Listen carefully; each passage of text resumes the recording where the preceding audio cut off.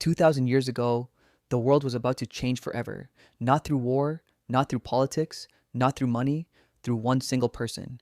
This is not a myth. This is not a legend. This is the true story of Jesus Christ. He wasn't born in a palace, no golden throne, no royal welcome. He was born in a small, broken down stable, surrounded by animals, cold air, and the smell of hay. His mother Mary held him close, wrapping him in simple cloth, tears on her face, not from sadness, but from something she couldn't fully explain. Joseph stood beside them, quietly watching over them. A carpenter from a small town, now responsible for something far greater than he could understand. But that night, something happened that had never happened before. Shepherds in the fields looked up and saw the sky filled with angels. Wise men from distant lands followed a single star, traveling thousands of miles, just to find this one child, a baby, in a barn, who would grow up to change everything. For 30 years, Jesus lived a quiet, ordinary life.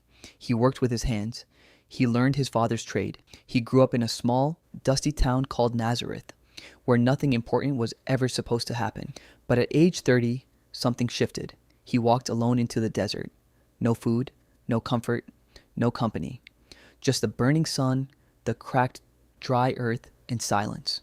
40 days he stayed there, 40 days of hunger, heat, and prayer. And then the devil came. He offered Jesus power over every kingdom on earth. He offered comfort.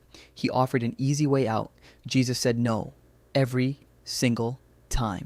That kind of strength doesn't come from the body. It comes from somewhere much, much deeper. When Jesus came back from the desert, he didn't go to the temples. He didn't go to the palaces. He went to the lake. He found fishermen, rough, ordinary working men, pulling heavy nets out of the water.